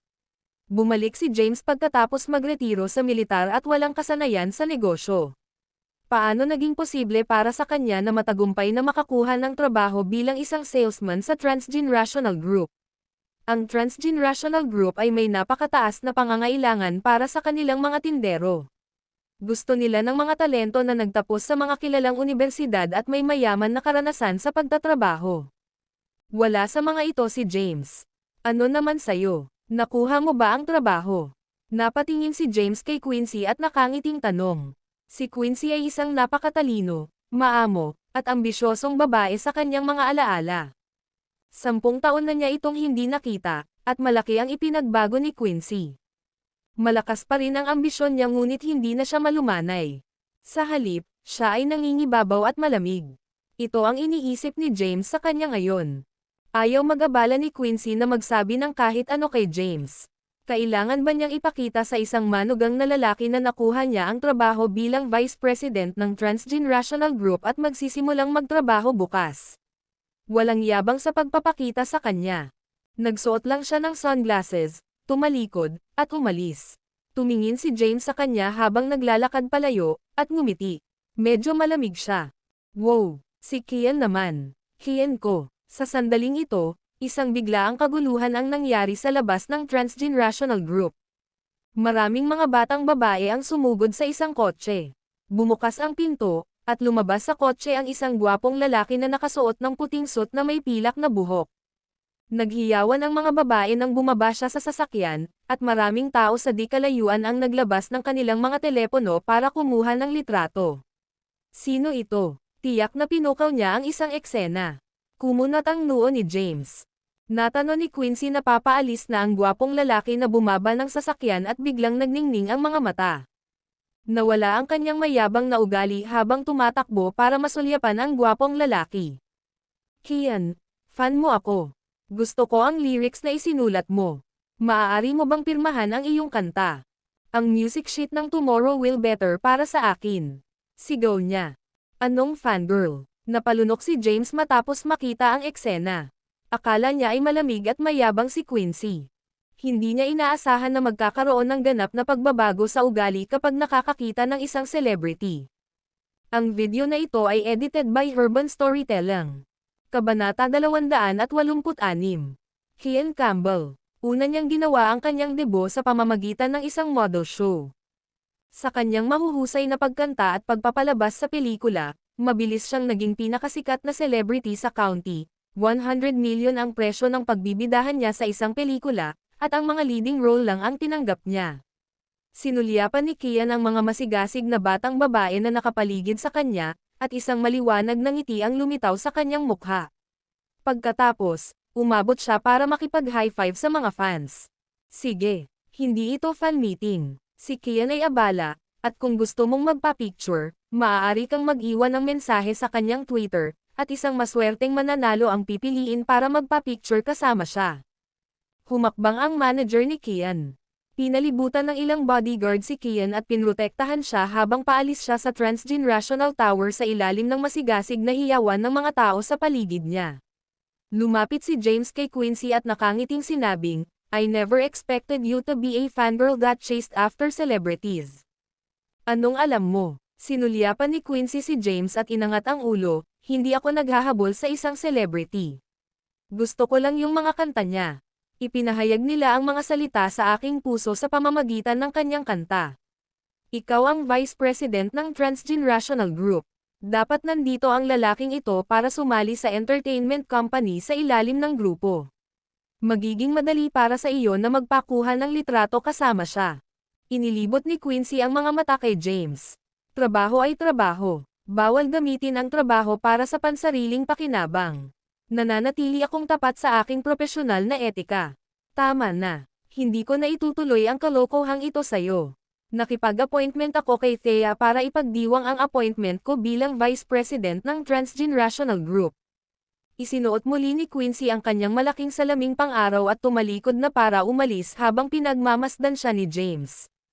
Sinulyapan ni James si Quincy, naaalis na may kontentong tingin sa kanyang mukha. Kahit na siya ay mapagmataas, siya ay isang magandang tao pa rin. Hindi bababa sa kanyang pagtanggi na gamitin ang trabaho para sa pansariling pakinabang dahil ito ay isang bawal na ginawa ni James na lubos na humanga sa kanya. "Siguro dapat din akong magpa-autograph sa album." Lumingon si James at sinulyapan ang Transgenerational Tower. Hindi pa niya narinig ang tungkol sa celebrity na ito na tinatawag na Kian Campbell. Gayunpaman, nakita niya na ang wallpaper ng telepono ni Thea ay itong maputi at furnaynay na lalaking si Clan. Ang mga kanta na madalas niyang pakinggan ay parang mga kanta rin niya. It was evident na fan din ni Thea si Kian. Tiyak na matutuwa si Thea kung makakakuha siya ng pinirmahang album para sa kanya. Bumalik si James sa Transgenerational Tower matapos ang pag-iisip na iyon sa kanyang isipan. Itaas na palapag, opisina ng chairman. Binuksan ni James ang surveillance footage. Pinagmasdan niya ang pagbabantay ng isa sa mga reception room. Sa reception room, naupo si Kian sa sofa na may dissatisfaction sa mukha. Aniya, nakakadiri itong grupo ng mga fans. Halos suntukin na ako ng chubby na babaeng iyon. Sobrang naiinis ako. Baka sa mukha niya ang dissatisfaction niya habang sinasabi iyon. Para siyang masusuka. Umupo si James sa office chair at pinanood si Kian sa reception room. Mukhang isa pa siya sa mga celebrity na nagpapanggap na mabait sa mga fans pero lihim na napupuot sa kanila, he muttered. Kumuha si Kian ng tisyo at pinunasan ang mga kamay niya. Pagkatapos niyang panasan ang kamay ay itinapon niya ang tisyo sa sahig.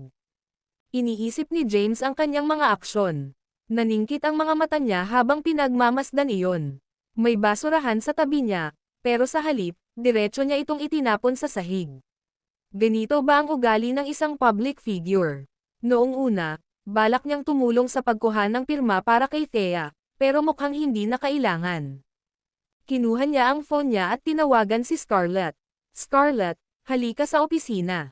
Maya-maya, nagpakita si Scarlett. "May problema ba, James?" Itinuro ni James si Kian sa dingding, naglalaro sa footage ng surveillance, at nagtanong, "Ano bang meron sa taong ito?" Umiling si Scarlett. Hindi rin niya alam kung bakit siya nandito. "Tatawag ako at magtatanong, James." Agad siyang nagtungo upang magtanong tungkol sa sitwasyon. Hindi nagtagal, nalaman niya ang pagkakakilanlan ng tao. James, Kian ang tawag sa lalaking ito. Isa siyang sikat na celebrity ngayon. Itinatag ng Transgenerational Group ang Transgenerational Entertainment at narito si Kian para pumirma ng kontrata sa amin ngayon. Iyon lang. Saglit itong pinag-isipan ni James at sinabing, "Sige, wala nang iba. Pwede ka nang bumalik sa trabaho." Ang video na ito ay edited by Urban Storytelling. Kabanata 287. Dahil siya ay isang artista na kumikita ng pera para sa kanyang kumpanya, si James ay hindi masyadong nag-abala tungkol sa kanya. "James, malamang hindi mo alam ang lahat ng negosyo sa ilalim ng Transgenerational Group. Ipapaliwanag ko at ipapakita ko sila sa iyo ngayon. Okay, pakinggan natin ang tungkol dito. Naintriga si James. Sinabi ni Scarlett, ang transgenerational group ay kasangkot sa iba't ibang mga industriya kabilang ang pagkain, fashion, pabahay, transportasyon, entertainment, matiyag ang paliwanag ni Scarlett. Nakatulog si James. Humikab siya at winigayway ang kanyang mga kamay. Tama na. Ikaw na ang bahala. Ayaw makialam ni James sa mga usapin ng transgenerational group. Tinignan niya ang oras at nalaman niyang malapit na magtanghali. Nang makitang halos tanghali na, tumayo si James at umalis. Sumakay siya ng personal elevator at bumaba. Kasabay nito, natapos na ni Kian ang pagpirma ng kontrata at bumaba sa isa pang elevator. Ang kontrata ay pinirmahan ng maayos. Gayunpaman, si Kian ay nagsuot ng hindi nasisiyahang ekspresyon. Helen, ano bang problema mo? Ako ang pinakasikat na celebrity ngayon. Dapat ay nagkakahalaga ng higit sa $1 bilyong para pirmahan ako, ngunit pumirma kami ng kontrata sa halagang $100 milyong lamang. Kaya lang. Mas mababa sa halaga ko, tama ba? Si Helen ang manager ni Kian. Nakangiting sabi ni Helen, Kian, ang transgenerational group ay isang malaking organisasyon. Hindi sila may kukumpara sa ibang entertainment company.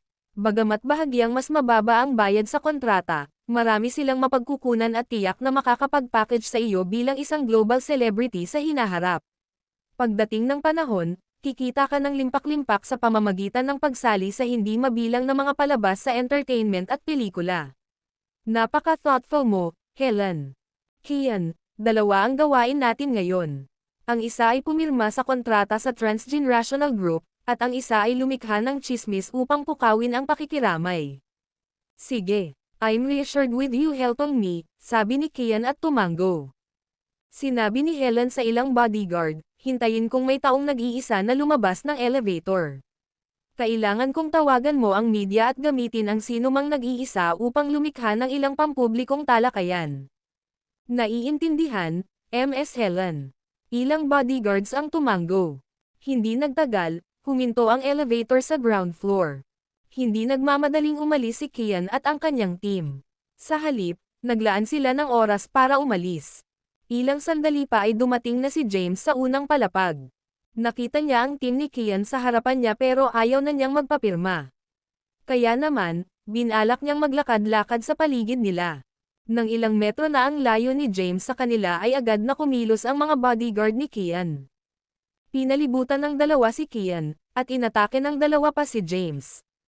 Hindi inaasahan ni James na bigla siyang atakihin ng dalawang bodyguard nang makalapit siya. Mayroon siyang daan-daang labanan sa Southern Plains. Imposibleng makalapit sa kanya ang dalawang bodyguard. Naikuyong niya ang kanyang mga kamao at lumaban. Agad na pinalo ang dalawang bodyguard. Anong ginagawa mo? Nakatitig kay James ang dalawa pang bodyguard. Natarante rin si James. Anong ginawa ko? Wala akong ginawa. I was minding my own business at bigla akong inatake. Seguridad. Seguridad. May atake. May umatake. Biglang sigaw ni Helen. Ang kanyang malalakas na sigaw ay umaakit sa mga security guard ng transgenerational tower. Agad namang sumugod sa kanila ang mahigit 30 security guard na may dalang electric baton. Nakita ng mga security guard na isa itong sikat na celebrity, at ang dalawa niyang guard ay nasa lupa, sumisigaw sa sakit. Kaya, napalibutan nila si James sa isang iglap at naging maingat sa kanya. Huwag kang gagalaw, babala ng security sa kanya. Si James ay hindi kumilos ng walang ingat dahil siya ay nasa kanyang sariling kumpanya. Paimpol niyang itinaas ang kanyang mga kamay at walang magawa, hindi ako gumagalaw. Maaari ko bang malaman kung ano ang nangyayari, seguridad?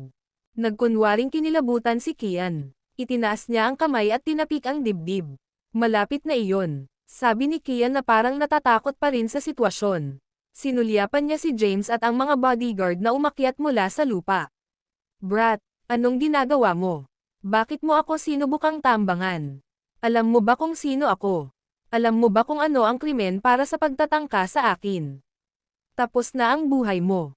Buong buhay mo ay gugulin mo sa kulungan. Agad na kinuha ni Helen ang kanyang phone at tinawagan ang ilang reporters. Napagplanuhan na nila ito ng maaga. Gagawa sila ng ilang pampublikong talakayan upang makuha ang simpatiya ng publiko. Ang video na ito ay edited by Urban Storytelling. Kabanata 288.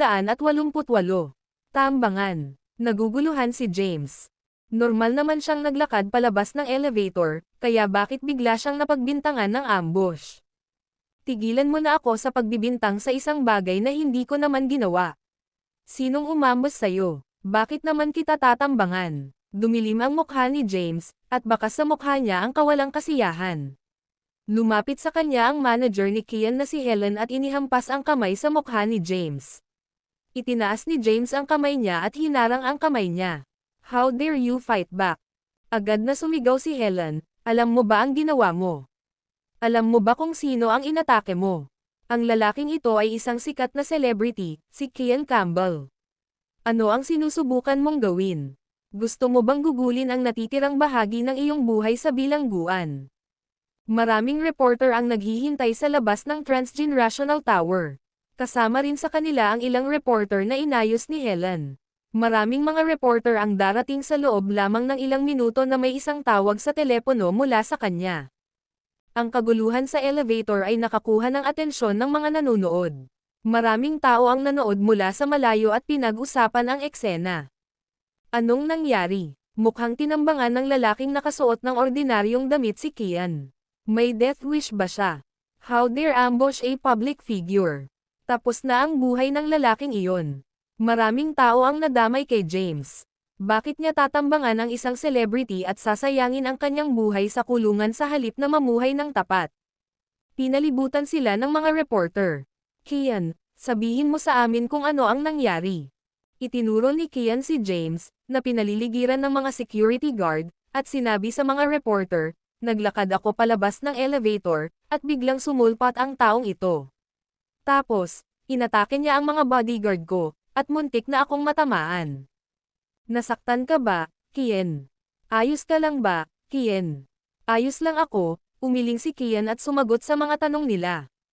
Pagkatapos, sinulyapan ni Kian si Helen at sinabing, kalimutan mo na, Helen. Hindi naman ako nasaktan eh. Hayaan mo na lang siya. Nagpakita ng kabutihang loob si Kian sa harap ng media. Gayunpaman, hindi nasisiyahan ang mga mamamahayag sa kanyang desisyon. Paano mo siya pinakawalan? Makakagawa siya ng pagpatay kung pakakawalan mo siya sa pagkakataong ito. Ang gayong tao ay kailangang maparusahan ng mahigpit. Tumawag ka ng pulis. Ang usaping ito ay dapat ayusin sa pamamagitan ng batas. Pinagmasdan ni James ang eksena sa kanyang harapan na may dissatisfaction sa kanyang mukha. Bagamat hindi siya pamilyar sa entertainment industry, alam niyang madalas silang gumawa ng hype sa pamamagitan ng media. Agad niyang napagtanto na ang pangyayaring ito ay maingat na binalak ni Kian. Ang layunin ay upang itaas ang hype tungkol sa kanya at sa Transgenerational Group. Mariing iginiit ng media na isangkat ang mga pulis at maaresto si James. Si Kian ay patuloy na kumilos ng napakabigay at patuloy na nagsasabi na hindi niya itutuloy ang kaso. Agad na sinaway ni Helen si James. Anong nakatayo ka pa dyan? Halika at magpasalamat kay Kian. Kailangan mong gugulin ang natitirang bahagi ng iyong buhay sa bilangguan kung nakasakit ka ng ibang tao ngayon. Salamat, Kian, sa pagpapatawad mo sa akin, lumapit si James at sinabi. Sige, hindi naman big deal. Huwag magulat ng kalokohan sa media. Winagaway ni Helen ang kanyang kamay at sinabi sa mga reporter ng media. Maghiwa-hiwalay na kayong lahat. Salamat sa pag-aalaga kay Kian. Mainit na binati ni Helen ang lahat at naghiwa-hiwalay ang mga sumusuporta. Gayunpaman, walang pumapansin kay James. Hinawakan niya ang ilong at mahinang ngumiti. Pagtalikod niya ay sumakay ulit siya ng elevator papunta sa pinakataas na palapag. Nagulat si Scarlett at nagtanong, "What brings you back again, James?" Sino ang namamahala sa Transgenerational Entertainment? Tanong ni James. Isa itong lalaking na-recruit sa ibang entertainment company. Marami siyang kakilala sa industriya at nagdala siya ng mahigit 20 sikat na celebrity sa aming kumpanya. Paliwanag ni Scarlett. Ano ang pangalan niya? Harvey Shaw. Tawagan mo siya para makita ako kaagad. Naiintindihan. Aayusin ko agad. Agad na tumawag si Scarlett sa telepono, tawagan si Harvey, ang manager ng entertainment department, para pumunta sa opisina ng chairman. Si Harvey ay nagkaroon ng isang tiyak na katayuan sa industriya ng entertainment. Siya ang presidente ng isang entertainment company at na-recruit para sa malaking pera para sumali sa transgenerational group. Maraming celebrity ang sumama sa kanya at nagpatatag ng transgenerational entertainment. Kakapirma lang niya ng kontrata kay Kian ilang saglit lang. May tumawag mula sa mga nakatataas upang pumunta sa opisina ng chairman. Hindi kaya nalaman ng chairman kamakailan na marami akong pinirmahan na mga celebrity sa kumpanya at gusto akong gantimpalaan. Tuwang-tuwa si Harvey habang iniisip niya ang posibilidad. Ang video na ito ay edited by Urban Storytelling. Kabanata 289. Dumiretso agad siya sa pinakataas na palapag. Matagal na mula noong sumali siya sa transgenerational group, ngunit hindi pa siya nakakapunta sa pinakamataas na palapag. Ang pinakamataas na palapag ay isang restricted area, at hindi sila maaaring bumisita ng walang pahintulot. Maging siya ay hindi pinayagang pumunta sa opisina ng chairman sa kabila ng pagiging general manager ng Transgenerational Entertainment. Pumasok siya sa opisina.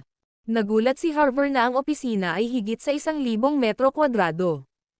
MMS Brooks, magalang niyang bati kay Scarlett nang makita siya. Gusto kang makita ng boss. Ha? Bahagyang natigilan si Harvey sa sinabi niya. Boss, di ba si Scarlett ang chairman ng Transgenerational Group? May isa pa bang amo sa likod niya? Inangat niya ang ulo niya at nakita niya si James na nakaupo sa isang office chair. Itong lalaking nakaordinaryong damit ang boss behind the scenes ng Transgenerational Group. Hindi siya makapaniwala, gayunpaman, dalawa lang ang tao sa opisina. Magalang na lumapit si Harvey at nagtanong, Boss, hiniling mo bang makita ako? Pinag-cross ni James ang kanyang mga paa at walang pakialam na sinabi, pirmahan mo ba si Kian? Oo, tumanggong si Harvey. Tiwala siyang gagantimpalaan siya ng mga nakatataas para dito. Ito ang resulta na inaasahan niya. Si Kian ang kasalukuyang pinakasikat na celebrity na may daan-daang milyong followers. Siya ay hindi kapani-paniwalang ipinagmamalaki na pinirmahan si Kian. Tawagan mo siya para bumalik. Okay. Walang kamalay-malay si Harvey sa intensyon ni James kaya agad niyang tinawagan ang manager ni Kian na si Helen. Helen, malayo ka na ba? Maaari ka bang bumalik kaagad sa Transgenerational Tower? Gusto ng chairman namin na makita si Kian. Oo, ang chairman na bumili ng buong Transgenerational New City. Bumalik ka dali. Tumabi si Harvey pagkatapos tumawag. Hindi umalis si Scarlett at tumabi din. Kumuha si James ng sigarilyo at sinindihan. Lumipas ang oras bawat minuto. Makalipas ang halos kalahating oras, pumasok si Kian sa opisina kasama ang manager niyang si Helen. Laking gulat ni na Helen at Kian nang tumuntong sila sa marangya at marangyang opisina na may sukat na 1,000 metro kwadrado. Mr. Shaw. O. At MMS Brooks. Agad na bulalas ni Kian nang makita si Scarlett, MS. Brooks. Marami akong narinig tungkol sa iyo. Hindi ko inaasahan na magiging maswerte akong makilala ka ngayon. Ako ang gustong makita ka. Napaangat ng ulo si Kian at napalingon siya nang marinig ang boses ng ibang tao. Isang lalaki ang nakaupo sa isang office chair sa tabi ng glass window. Napatulala si Kian nang makita ang lalaki. Pumunta ka. Puntahan mo siya, sabi ni Scarlett. Nagulat si Helen at Kian. Lumapit ang dalawa kay James. Ito ang tunay na boss ng Transgenerational Group, Mr. Kayden. Ano? Bulalas ni Kian. Mapaglarong sinulyapan siya ni James. Kian, tama ba? Hello, nagkita ulit tayo. Gulong-gulo ang isip ni Helen. Makalipas ang ilang segundo, napaluhod agad siya. Natarante si Harvey sa biglaang pag-uugali nito. Si Scarlett lang sa kwarto ang nakakaintindi na si Kian ang nag-provoke kay James. Kian, maganda ang plano. Ginamit mo ang Transgenerational Group para gumawa ng hype at ipinakita ang iyong kabutihang loob sa harap ng media. Bahagyang tumawa si James.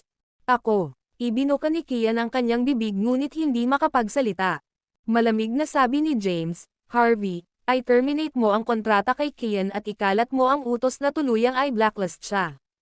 Ang sinumang kumpanya na maglakas loob na pumirma sa kanya ay isang kaaway ng Transgenerational Group. Gayun din, maging mas maingat sa kung kanino ka magsasign sa hinaharap. Huwag basta-basta pumirma sa mga sikat na artista. Sa halip, Sanayin ang mga bagong celebrity at bigyan sila ng mas maraming pagkakataon. Naiintindihan. Agad namang tumanggaw si Harvey at hindi na naglakas loob na magsalita pa. Samantala, bumalik sa katinoan si Kian at umatras habang nanginginig. Bumagsak na sana siya sa sahig kung hindi dahil kay Helen na mabilis na bumangon para alalayan siya. Ang video na ito ay edited by Urban Storytelling. Kabanata 290, Blacklist. Laking gulat ni Kian. Ano nga ba ang nangyayari? Paano magiging tunay na boss ng transgenerational group ang isang tao na may kahanga-hangang hitsura na nakasuot ng ordinaryong damit? Hindi makapaniwala si Kian. MMS Brooks, ito ay dapat na isang biro, tama. Mawala. Itinuro ni Harvey ang pinto at hinabol siya palabas. Siya ay isang matinong tao na umakyat ng napakataas. Agad niyang naintindihan na nasaktan ni Kian ang behind the scene na amo, na nagresulta sa pagkaka-blacklist niya. Natanggal ka na, Kian. Wala ng entertainment company sa bansa ang maglalakas loob na kunin ka. Hindi ka makakapag-arte sa mga pelikula, at walang pangunahing entertainment program ang mag-iimbita sa iyo. Ngayon, umalis ka kaagad sa lugar na ito. Mr. Shaw, L. Kakapirma ko lang ng kontrata, sumulyap si Kian kay Harvey at sinabing. Hindi na sila pinansin ni James at tumayo na para umalis.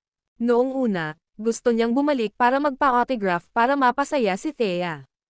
Matapos itong makita sa surveillance camera, hindi na siya nasisiyahan sa pag-uugali ni Kian na magkalat.